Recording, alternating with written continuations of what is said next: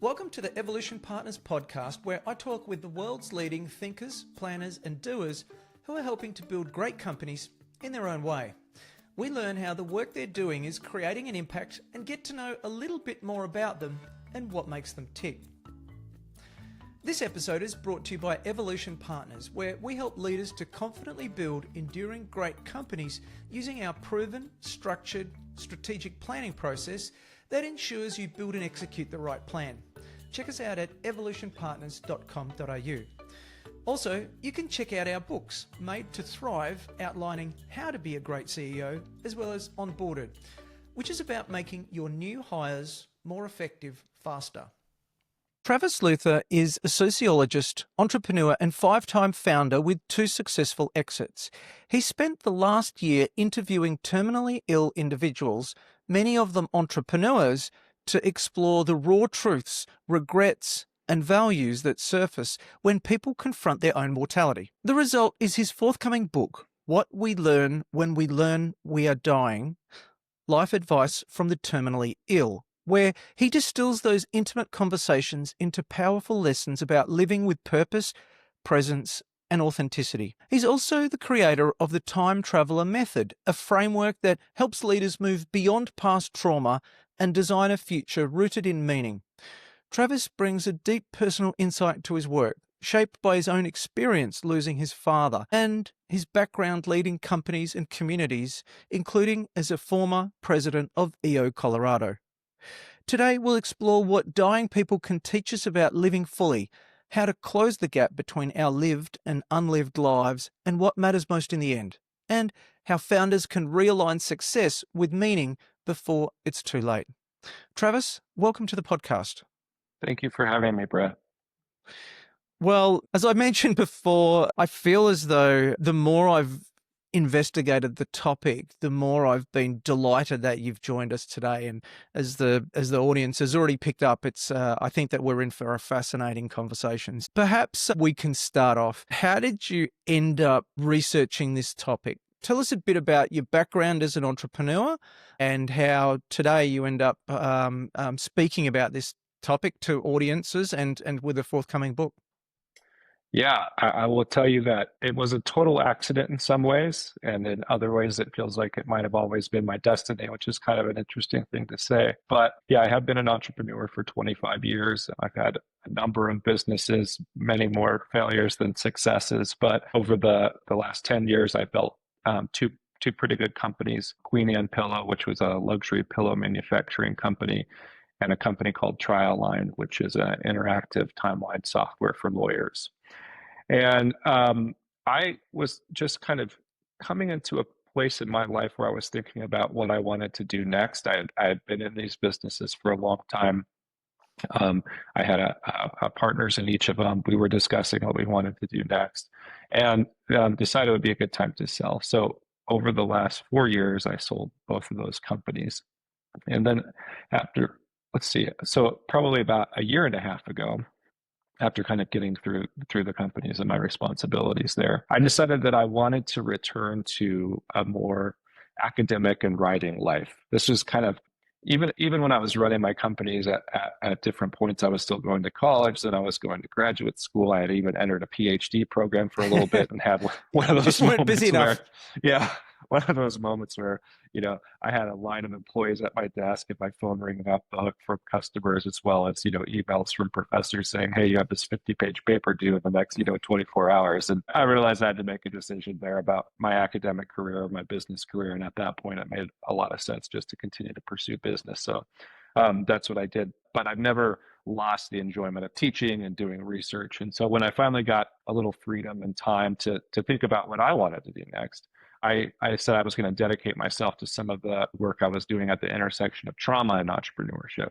Mm. So my background, personally, is I come from a single mom of 3 boys. My mom got pregnant with me when she was 15. My father was a drug addict who eventually died and was another catalyst for this project. But I definitely came from some tough circumstances. So as I got to this point about thinking what I wanted to do next, I was taking some of my personal experience and trying to help people who had been through traumatic childhoods, much like mine, understand why they continued to behave and ways that early on serve them well, but as they get later in their life tend to not serve them very well Yeah. anymore. Things like being totally reliant on yourself is really good when you're an early entrepreneur. It's a catastrophic when you have a team of 50 or 100 or management and stuff like that. So I had developed a method called the time traveler method. I had been going around speaking to entrepreneur organizations, specifically to entrepreneurs who had childhood trauma, which I learned about 75% of them did, right? About Yeah. 75% of entrepreneurs shared some of the same trauma that I had in my background. And so in I guess it was probably close to 2 years now, I started to codify some of that work, put it into a book, and start writing that book. And shortly thereafter, a really good friend of mine named George Morris, who was also a former past president of EO Colorado, got a stage 4 cancer diagnosis. And so just as a side conversation, I called him to check in on how he was doing.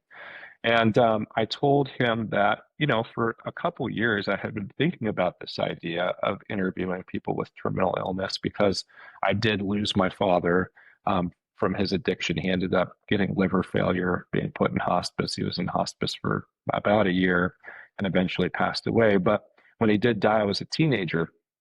And so I was very angry about his death. I Yeah. was very angry at him for this choice I thought he made, for drugs and alcohol over his family.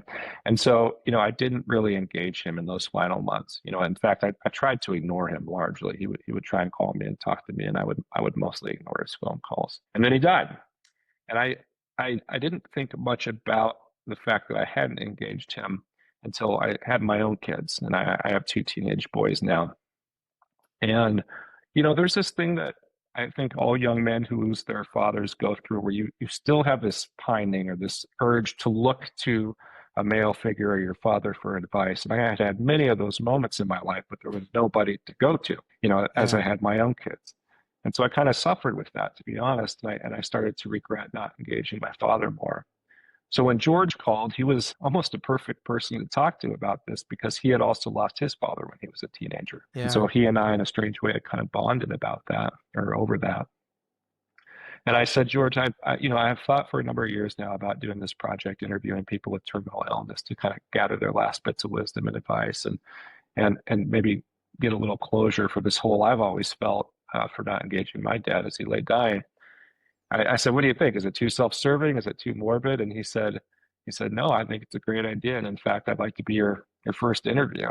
And it was kind of funny in that moment. I kind of stopped everything. And it was a record screech moment because I knew, especially with George, we didn't talk about it in terms of how much time do you have left, but the writing was on the wall. And so it became urgent at the very least to do the work with him. And from there, as people heard about it, I just got more emails, more Facebook messages. I joined a few end of life communities on Facebook and talked to people about what I was doing and really started to get a lot of momentum. And for the rest of last year, spent a lot of time continuing to interview people with terminal illness, in some cases record them, either video or audio, and start to distill what I was learning from them into some principles and lessons that I found to be extremely valuable for entrepreneurs, but for everybody who was trying to understand what is really important in life.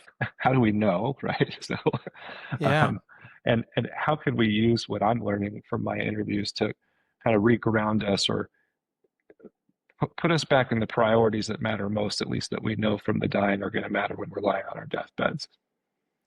And so were the interviews mostly with entrepreneurs, or was it coincidental based on your peer group? It was mostly entrepreneurs, which was also based on my peer group, but it wasn't exclusively entrepreneurs. It just kind of ended up being that way. Do you think that the entrepreneurs had different takes, perspectives than other people? Because when you and I chatted before the recording today, we spoke about being in the entrepreneurs organization and that speaking about end of life is something that is a tool that is regularly used there. So do you think that, did you notice any distinction or difference? I haven't been asked that question, but I appreciate that question because I haven't, I know the answer, and the answer is that the spirit of what people said, whether they were entrepreneurs or not, was generally the same. I think the terminology that entrepreneurs would use would be a little more, I guess, close to things we would use, right? Like risk taking and stuff like that, right? Okay. But I wouldn't say that the overall sentiment was much different. Yeah, that's really interesting. Yeah, that's interesting. So, if I was to ask a listener to think to themselves, what are the regrets of the dying? They would probably come up with a list that has been curated through news articles. Maybe they've read a book or two. Maybe they've done a little bit of research on it. So, what were the differences between what you learned through this research and what the average person might be experiencing, anticipating, or thinking about it in terms of the topic? Yeah, it's really interesting because, you're in Australia, and so there's a hospice nurse there named Bronnie Ware, and she's actually written a book called The Top Five Regrets of the Dying. And so she was a hospice nurse who dealt with people at end of life, but generally the people that she interviewed, from what I remember, they were older, right? So they what's different about my study is the people that I interviewed were more in midlife, right? There were very few of them that were actually over 50 years old. And so they Mm-hmm. were much more my contemporaries than somebody who was in their 70s and 80s. Also, the difference is that the folks that I was dealing with, they weren't just coming to the end of their lives and dying from old age or old age related diseases, right? Every one of them had a moment in which things were going along fine, and then either they had a cough or a strange change to the shade of their skin, or just like something that seemed Yeah. totally innocuous that suddenly became the diagnosis that was going to end their lives. And so with regard to regrets, they were much more urgent than you might think, and they were much more related to what they put off versus what they did, right? And so the Yeah. my contemporaries who are dying have come to totally regret things they haven't done far more than anything that they had done. And I think that was a big difference between my work and Bronnie's work. Also, they definitely encourage people to take better care of their health, right? And like this whole idea, Yeah. I mean, which makes sense, but it becomes very real when you're, a 44-year-old man who's about to die from like prostate cancer, right? It's like Yeah. it becomes very real. Like, yeah, you do need to do these exams, or you do need to look at your health. And then the big one is this idea of lived and unlived lives, which you had talked about before. We can go in that to more detail if you'd like, because I think that is really the big outcome of my study that's different from other regrets, is how people become anxious over the gap between who they are in the moment of their diagnosis and who they thought they were going to be when they thought they had more time, and what they do over the last year of their lives to try and bring those two things as close as they can. Those two. If I stitch together thematically some of the things that you've said that I've picked up on, there's within entrepreneurs often there's a motivating event that occurs often in their younger lives that can drive them or give them excessive drive, that makes them successful in their career. Topically, we're talking about entrepreneurs, but in their career, let's just say that means that they commit and sacrifice more than the average person toward that goal because they've got this unfulfilled need or met, and then they come up against a brick wall, let's say, in the way that you've just described, where they're now having to live with that sacrifice, Mhm. which is different from the author that you mentioned from Australia, Bryony, I think it was, Regrets of the Yeah, Dying. Bronnie Ware. Yeah. Yeah. And so that means, like, if you can please elaborate on what they are, because that's something that we're primarily for leaders and entrepreneurs in owner-led companies. This is something that we face every single day. Mhm. Tell me if you can share some of these regrets. Yeah, let me list brownies for you first, because you'll see brownies are kind of general rules of thumb that we Yeah. that we might always understand. So number one, Bronnie had, I wish I had lived a life more true to myself and not the life that other people expected of me. Number two, she said, I wish I hadn't worked so hard and missed time with loved ones. That was a recurring theme in my study as well. Probably, I know that would go in my top five as well, that people would say that. I wish I had the courage to express my real feelings. That was a third one for her.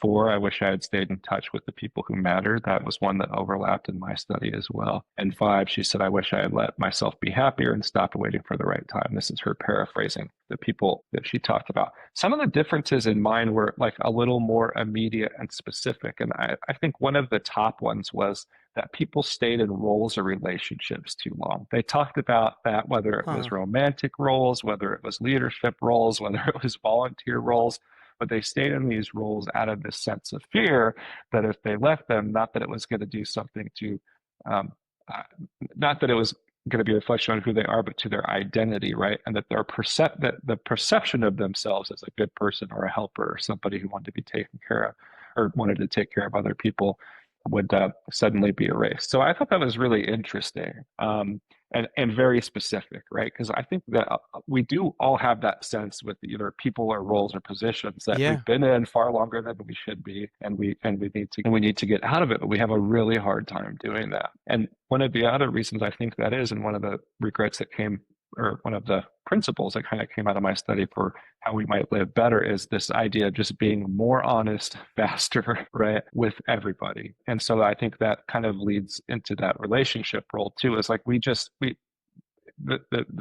my study, I didn't do regrets. I took principles and I tried to identify themes I heard over and over again so that if I were to Yeah. come to you and give you specific advice, I could tell you, here's 6 things I think you should do now at midlife or mid-career that will help the second half of your career be better. And one of those is definitely tell the truth about what you want and what matters to you. And when we go back to my study and talk about regrets, when we talk about specific regrets, that's what my respondents also stated, is I stayed in roles and relationships too long out of fear. And a lot of that fear was about telling the truth, either about what they wanted or what they didn't want or didn't want any longer from their partners. Are you familiar with the book Necessary Endings by Dr. Henry Cloud? I am not. It's a fabulous book on that exact topic. And one of those books for me that when I first read it, it so much of a light bulb moment that I thought, this is exactly what nobody has talked about before. So it is just one book. I had the good fortune to see him speak about it, but a fabulous book on this topic. And I'm fascinated because what that speaks to, I think, in if I interpret the findings that you've just mentioned, is that people recognized through that I wasted, like, time is not infinite, time is Mm-hmm. finite, Mm-hmm. and the time that I had, I wasted time in those relationships that or situations that I should have closed off earlier. Right. That's, yeah, you go. No, you're absolutely right. I mean, the first principle that I've kind of distilled this stuff down is to stop pretending like you're going to live forever. Right, because that just, if we don't face our mortality and we do live like we always have tomorrow and that we can always fix something later, it gives us permission not to fix it now. Right. Yeah. And so, yeah, we postpone uncomfortable conversations, or we hope that relationships that we want to wither out will wither out on their own. And we just stop taking agency in our lives. But also, we act as if that time doesn't matter because there's another portion of time right behind it, where I Yeah. can get caught up or I can fix it later. And it's just not true. I mean, you and I are probably the same age, and we know there are things we're not going to get to do in life, right? Either Yeah. physically or just because of time. And we have to start to whittle down what we're going to prioritize and because of the reality of being in midlife. But for a lot of people, they don't really embrace that. They just think it'll work itself out, or there'll be more time to fix it later. And there's not. Whether you're dying or not, your time is finite, and you really gotta treat it as a resource that you'll run out of and that you want to get the most value for. Absolutely agree. So that is the first. Can you walk us through the list as you've refined it over time based on that research? Yeah, I kind of came up with 6 principles here. These, like I said, things I heard over and over again. That first one, stop pretending you have forever. And then the second one is closing the gap between your lived and unlived life. So I have to rewind a little bit in my study because, when I started my study, I didn't really know what I was doing. Like I said, I had a friend who got sick and I thought I'd start interviewing people, but I wanted to know from my friends, my family members, what would you want to ask the dying if you got a chance to ask them. And Mm. almost everybody said regret, right? Everybody also wanted to know about regret. And I wanted to know about regret because it was regret about talking to my father that started this whole study. But when I looked at specific regrets, like I saw a lot of contradiction. And I saw contradiction because regret is a really personal phenomenon and it's really based like on your own expectations for yourself and not so much on these hard and fast rules, right?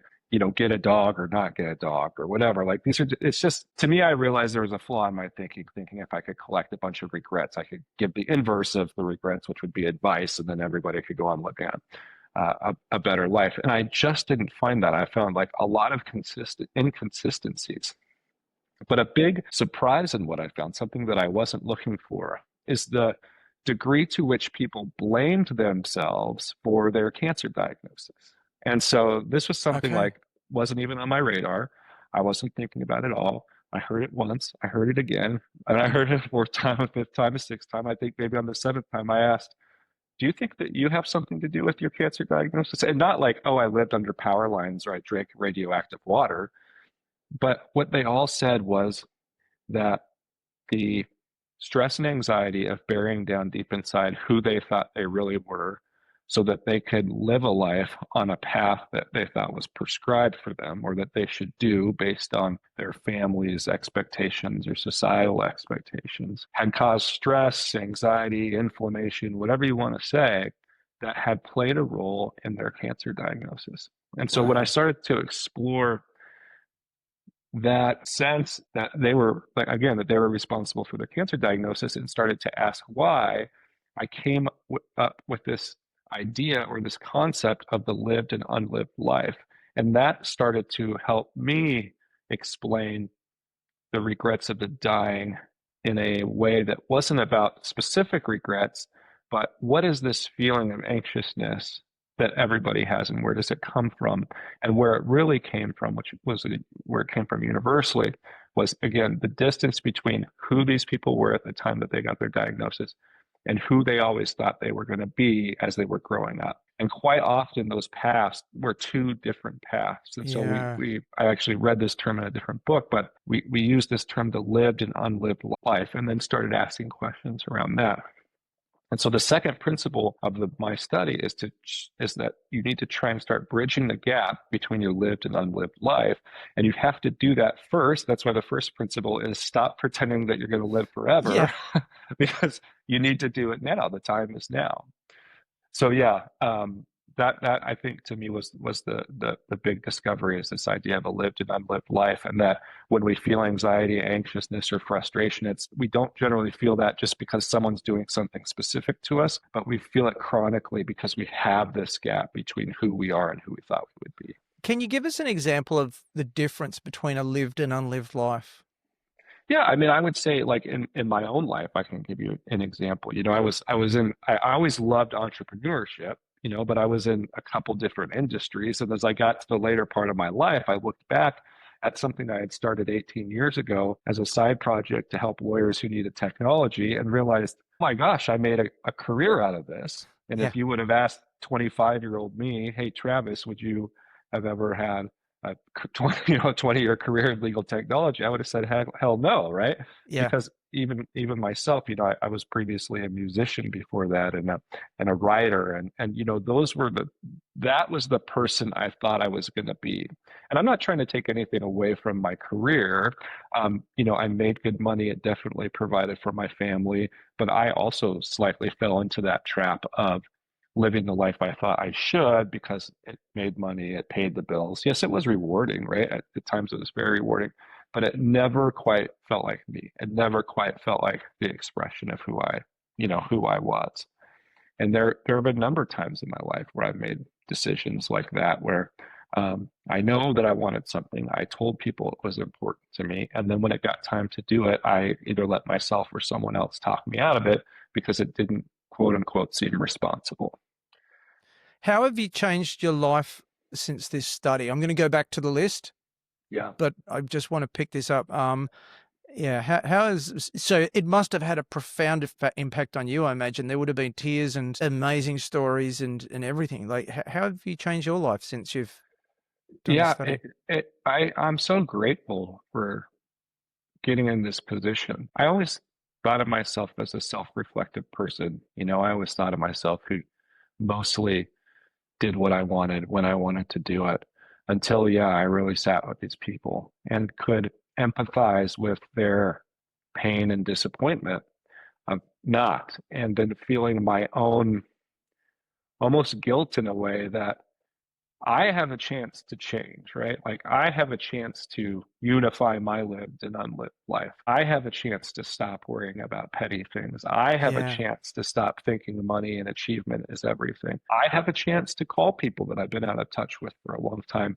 I have a chance to spend more time with my children. I often say in my keynote, you're hearing me say this, right? And you're nodding along and you believe it, but I put video clips in my PowerPoint, right? Because when you actually hear it from somebody and then I tell you that they just died, it's a lot harder to just nod along and act like, oh yeah, I know that, and I'll eventually do that, because it creates this urgency, right? You finally are seeing people who are telling you, I swear to God to you with all my heart, these 5 things, 3 things, 6 things, or whatever, are the things that are going to make you happy in life. It creates an urgency in people that really gets them to act and respond. And so I was no different. And you take that sense of urgency and you multiply it 100 times, and so much has changed in my life. At times it's hard to articulate, but it's made my life more delicious, more tasteful, more exciting. I truly savor it.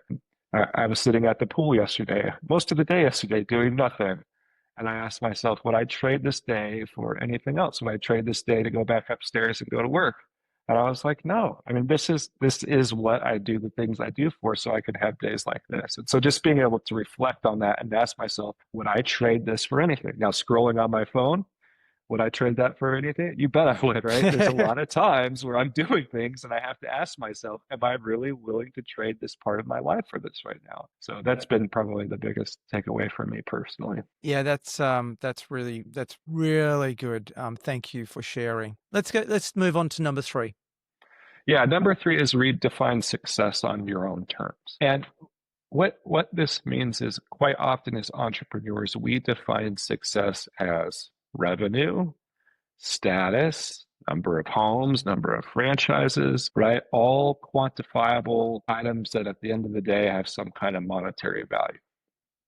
And so I did this a little bit earlier in my life, but I know for me personally, I redefined success as the time I got to spend with my kids, right? And so everything else around my life became kind of focused on that. So that would be an example of what people with terminal illness are encouraging you to do. It doesn't have to be time with your kids, right? And maybe it is how many Ferraris you have or how many houses you have, but it doesn't have to be these continued metrics of basically money and status.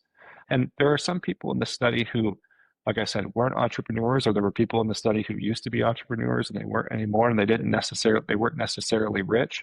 But probably one of the happiest men I met in the study was an actor who never made a ton of money, but got to act his whole life. And in acting, he had a wife and a daughter. And so his measure of success was, could he do what he loved and support his family and not have to compromise? And when he reached the end of his life, I'll tell you, he was a lot less anxious, had a lot less anxiety, had no regrets. I mean, very little. The things he regretted were the times when he was mean or nasty to people, but he didn't have a long list of things that he had put off or didn't do. He was somebody who believed in his passions and believed that they were worth pursuing. And when he got an opportunity to do it, he did it. And that's what you're talking about with lived and unlived life, I think, Mhm. is figure out what is your lived life by the sound of it. Right? Yeah, sure. That's yeah, that's interesting. So it would be irresponsible of me to then not look to the opposite of that. If the actor was the person who lived their unlived life without, obviously, you don't need to mention anyone, but what did you see at the other end of that scale? Yeah, people who lived for other people. There's a lot of, going back to some of the regrets, there's a lot of them are relationship based, giving themselves to a spouse and living in service to that spouse despite their own happiness or their own frustrations. And so, those are the worst Those were the Yeah. hardest ones because those people struggled to even know what they were leaving behind of themselves because they lived so much for other people, Mm. right? And so they were only defined by their service to people that unfortunately didn't reciprocate or didn't make them feel very good. And they get to the end of their lives and they say, and for what? And then they have children that they have to worry about because they have these terrible partners who were never really supportive and they know they're going to die and they're going to leave these kids behind. So a lot of questions about, what if I had gotten out of that marriage sooner? What if I had married somebody else? What if I had created the home I always wanted? So those are not, there's not a lot of those stories, but those would definitely represent Yeah. the I'm worst sure end, in my opinion. I'm sure the audience is probably thinking about people that they know or circumstances they've been in that relate to that. I suppose it speaks to me saying you got to figure out what defines you for you, because I've known people who have been defined by their business if they're an entrepreneur, or defined by other things. So it's really the hard work that you've got to do to figure out what defines you and what are you deeply comfortable and happy with, perhaps. Right, right, right. And just being brave enough to say what you want or to demand what you want. I wish there was a magic pill for that because, this is things that I still struggle with, right? Just not always being, not wanting to hurt people's feelings, which is kind of one of the other regrets that my folks came up with. But yeah, just being so overly concerned with everyone else's feelings and yours last, and that being another impediment to being able to tell the truth, and that being another impediment to ask for what you want. It's just this overwhelming fear of hurting somebody else's feelings. How do you think that people fall into that trap? Well, we want to be nice, you know. Uh, and in the case of entrepreneurs, a lot of us who have had trauma in our backgrounds, we end up becoming people pleasers, right? And so the idea of, not hurting people's feelings or being a people pleaser is about actually creating peace in the house and not so much about like, hey, I don't know if I'm worth this, that, or the other thing, but it just becomes a strategy for peace. And then peace becomes the measure in which we gauge our own personal success, right? And we just equate peace with somebody not being upset. And a lot of Yeah. times when you're a younger entrepreneur, you're trying to create peace either with a parent or between your parents, because if that's gone, then there's chaos and anger and could be violence in the house and all sorts of things. And so, yeah, you just, like I said earlier, you have these patterns that serve you well when you're a kid. They make you feel safe or protect you. But when you get older, keeping the peace doesn't always serve you well in your business or your life. Dr. Casey Means has a book called Good Energy, which you may or may not have heard of. It's about the longevity and health span relating to metabolism. One of the things that she says in there that I found really fascinating, a little bit to your point, was she was binary in saying everybody has to go to therapy. Everyone has unresolved issues, and unless you go to therapy and sort those out, it's going to have a massively negative effect on your life that you can't anticipate. And I thought, well, people who need to go to therapy, and that might be an immature view before, but it was fascinating to think about it through that lens, which was really driven by her metabolic health work, to say, no, Yeah. everyone must go to it. And that's what I'm kind of hearing from yourself a little bit, is you've got to figure out and become true to yourself. Yeah, I mean, because at the end of my keynote, I do say that. I say you got to live authentically as much as possible and as soon as possible, because it just might save your life. And I really believe that. And I'm slightly familiar with her work, but I could tell you from my own work just on cortisol and stress in the body and just related to my work in trauma, right? Like, so many of us live in chronic states of stress and chronic states of cortisol flush.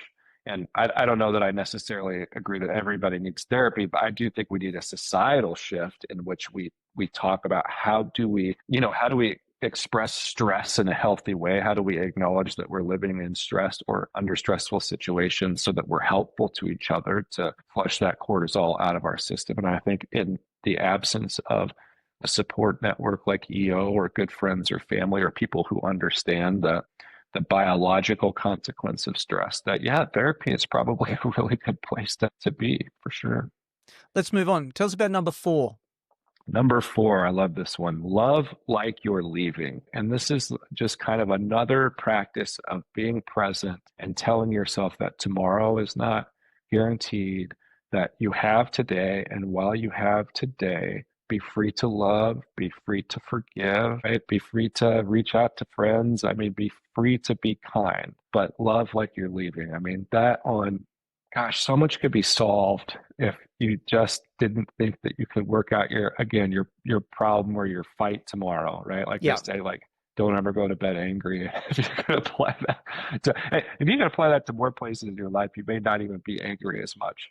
If you do that, it wasn't going to be worth it to get angry or hold those grudges. But I often say if you die with a grudge, you live with it forever, right? When you Yeah. die with it, it never goes away, right? And so I don't want to die with any grudges myself. But yeah, number four is love like you're leaving. I could see why that's one of your favorites. And so, two parts to that. The first is don't hold grudges or work on situations to eliminate the grudge. Maybe there's a bit of forgiveness in there as well. But the other bit that I heard, and correct me if I'm wrong, is like love with a full heart, Hmm. as in like don't hold back, don't be reserved, be a full loving person. Am I misinterpreting?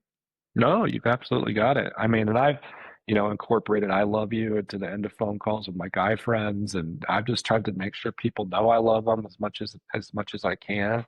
Um, yeah, I mean, love is like this resource that only grows the more you have of it, right? It's Yeah. like, I mean, it's like one of these interesting things where the more you give of it, the more you have, for sure. Yeah.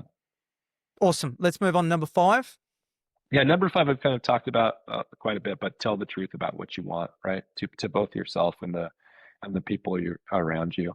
And another thing I'll kind of add there is to not make excuses for what you want. And a lot of times, what people do is they try and rationalize what they want. And so, something that I've heard over and over again in these interviews is you can just say what you want, and also just when someone asks you why, just say, because I want it.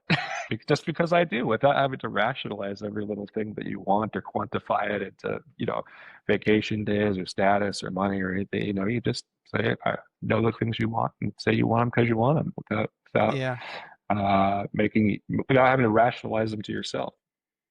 Did entrepreneurs regret being entrepreneurs? No, no. In fact, we had talked about you and I before we started about a mutual friend, Rick, and I remember Rick telling me something about risk in entrepreneurship, and he said whether you're taking a risk on yourself by starting your own business, you're still taking a risk by joining someone else's business. So whether you're an entrepreneur or an employee, the risk is still the same, right? Either you're Yeah. going to fail or they may fail, or you're going to be successful or they may be successful.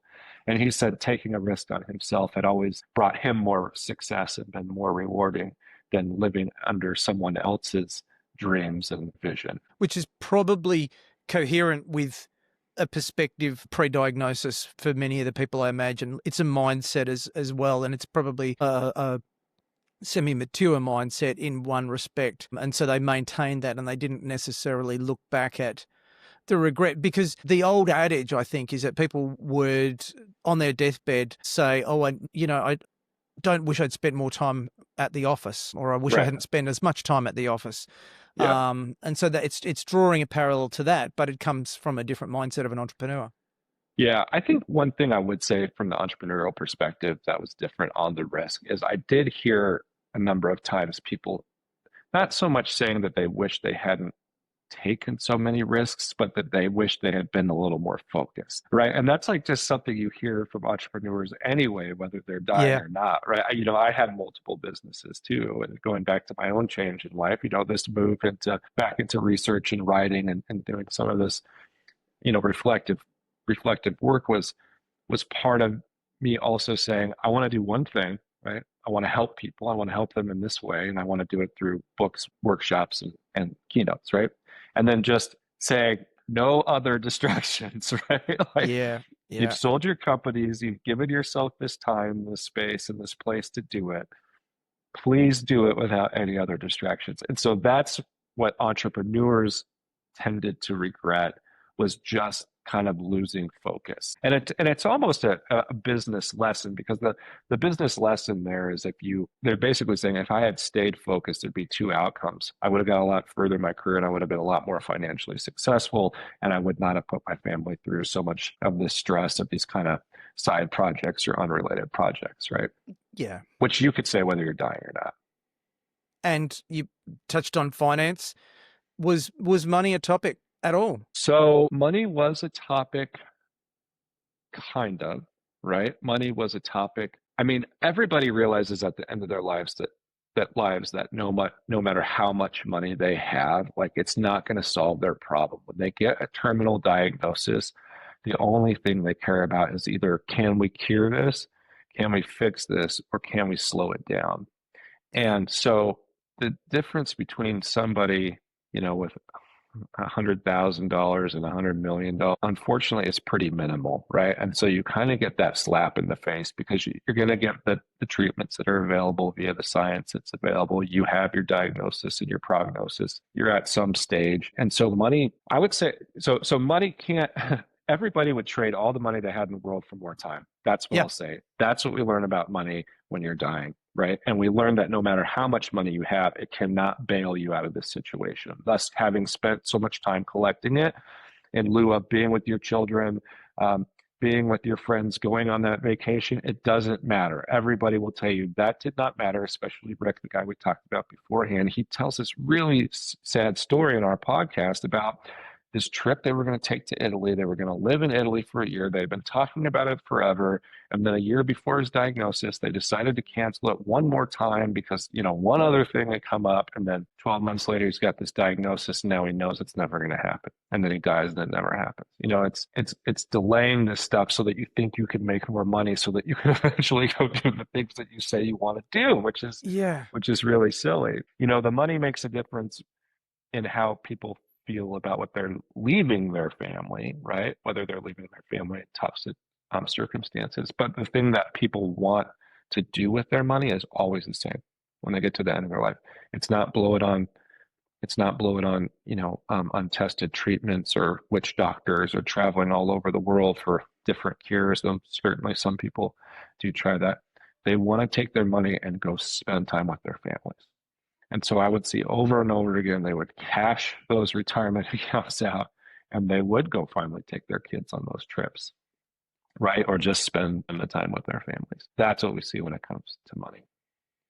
That's awesome. That's awesome. Thank you. Let's move on to number 6. Yeah, number 6 is just design a life that feels like you, unifying those lived and unlived lives and living living in your authentic self and getting rid of everything that's not. And so we talk about in the workshop, we talk about the word decide. And I don't think that, decide what you want. And when people sit there and they think, okay, I'm going to decide what I want, they decide I'm going to add this to my life, I'm going to add this to my life, and I'm going to add this to my life. And then after they made this list of the 100 things that they're going to add, that they've decided they want to add to their lives that live most authentically, I tell them, okay, well, really the Latin root of the word decide is to get rid of, or something close to that. And so actually making decisions and deciding is about what you're going to let go of, so that what remains are the few things that feel authentic to you and important. And so we talk about designing a life of fewer things that matter more than a lot of things that have little bearing or meaning in your life. That's beautiful. One of the things that we haven't touched on is regret versus advice, or the difference between the two. So in the Entrepreneurs Organization, we talk about not giving advice and speaking from experience, because it provides a much more meaningful interaction. Could you talk about the difference perhaps between regret and advice? Yeah, this is what I kind of said earlier. I started looking at regret. I started with regret myself. I looked at Bronnie Ware's regrets. I thought, okay, those look good. Those seem kind of common sense. I would ask people in my study about general regrets as well. I don't want to say same fluff, but I wish I would have spent more time with my kids or my family or whatever. But when I looked at regret specifically, when I asked questions about money, some people did say, oh yeah, money is really important, especially when you become sick and and you've got to take care of yourself and your family. But most people said, money wasn't really important. talking about like being present versus having long-term plans. Some people said, oh, you have to to be present every day. Don't be so focused on the future. While other people would say, oh, it's really important to be focused on the future and have a plan. And my happiness comes from a plan. And all this to say that like I realized as I started asking about specific things, right? My joke, should you get a dog? No, you shouldn't. Yes, you should. Well, the reason that people answered yes, you should or you shouldn't is based on the experience that they had, Mm-hmm. either with the dog or with not getting a dog. But when most of the time, almost 99% of the time, when people tell you that they regret something, they're usually telling you that they regret something they didn't do. And so the flaw in that is that you can't really take advice from that because they didn't do it. So they really can't tell you whether or not the outcome was what they expected. And so Yeah. that's what I kind of realized, like regret is the inverse of regret is not advice, because regret is just somebody's idea of what would have happened if they had made a change in their life. And that's no way to advise people on changes they should make in their life. And that's why experience share it's actually very poignant that you said that. An experience share is the inverse of regret, in the sense that I'm sharing an experience because I have tried something. Yeah. And in my experience, this is what's happened. And we would never say, oh, you know what, you should hire XYZ payroll company because I didn't hire them. And because of that, my payroll got all screwed up. Well, you don't know if your payroll got screwed up because you didn't hire XYZ company. You just think maybe if I would have hired XYZ company, my payroll wouldn't have got screwed up. So it's a good distinction. I love it. So the book that I'm working on at the moment is entitled Bigger Isn't Better, Better is Better. And so it speaks to building a business and a life with purpose and intent. And so for you, what does a better business look like? How, in the context that you see fit to answer it, how would you describe a better business? For me, a better business is a business that solves a problem that I really have, right? And it's kind of advice I'd also would give my students when I taught at the university. But good, great businesses are about solving real problems, and real problems are pain points in someone's life that hurt so bad they would be willing to pay money to fix it. And as I kind of reflect on what I'm doing right now, that might seem silly because I don't have a product or whatever, but what I have found is something in my own life that hurts so bad. I wish there was something out there that I could pay for to fix it. And that hurts so bad is that not having had a discussion with my father, not understanding so much about what matters most in life, not having somebody kind of level me at points when I thought cars, houses, and watches were the most important things. And so I lived with this pain that I couldn't quite identify. And as I started to look at my own problem, my own pain point, I came up with a product, if you will, that Yeah. is authentic to me, that I know other people will pay money for. So a better business starts with a founder who asks him or herself, what hurts me right now and what do I need solved in my life, rather than looking out at the landscape of opportunities and saying, oh, I think a thicker blanket or I think a better pillow, but rather, no, I know because I'm having this pain too. What is a book that you would recommend for our audience? Well, I just read Endurance, which is the story of Shackleton and his, was it the Enterprise? I can't remember what the name of the ship was, but I have it here because I knew this question was coming, so I'll hold it up here. But this is by Alfred Lansing, and I was introduced to this book because somebody had talked about it having some interesting leadership principles in it, right? And I Yep. was like, oh, okay, I want to check that out. But the thing that I've come away from it is that as a leader, you're not always leading people to win. And sometimes being a good leader is about getting people through hell, right? And so Yeah. that's what I love about that story, is this Shackleton who comes up with these creative ways to engage his sailors, not so that they can finish this trip that they were supposed to go on so that they could get the glory, but because he knows that leadership is also about bringing your people through hell. Yeah. And I really connected with that, especially with the work I do on the trauma side, trying to get people through those dark moments. You're not going to win. There's nothing to win. You're not going to get to the end of the journey. You're not going to get the medal. You're not going to plant your flag. You're just going to get through it. Yeah. And I really love that about the book. Wow. That's excellent. Thank you. how can people learn more about your business and the work that you do? Yeah, I have a website, travisluther.com. And so you can learn about my background, things I've done, workshops I give, and then more specifically with the advice, experience shares, if you will, that I have from the terminally ill. I post a lot of that pretty regularly on my Instagram, which is at Travis Scott Luther. And so, yeah, when I wrap up interviews before they get incorporated into anything else I do, I tend to put some bullet points up from what I learned that day or in that interview and try and keep that fresh and constant. Fabulous. We'll put that in the show notes for listeners. And what haven't we covered off today that you wanted to cover off? No, I think we got it all. I just want to reiterate, my big aha moments was the degree to which people blame themselves for their cancer, and they blame themselves because of the stress and anxiety of burying their authentic self deep inside them and living on a path that they didn't think was totally right for them. Well, Travis, first of all, thank you so much for the work that you're doing, which I can tell is very fascinating for you and compelling. But thank you from the other side of the world, I suppose, for it's I think it's very important work. And I hope that listeners have drawn a lot from our conversation today. Thank you for sharing your wisdom with our audience. It's deeply appreciated. Yeah, and thank you, Brad, for giving me the platform to do that. Well, I hope you enjoyed the episode as much as I did. If you'd be kind enough to leave a review for the podcast, that'd be really helpful to other like-minded entrepreneurs, and then we can grow our community. If you want to find out more about our guests, head over to evolutionpartners.com.au/podcast, where you can find show notes and other additional reading. Hope to see you back next week. Until then, keep thriving.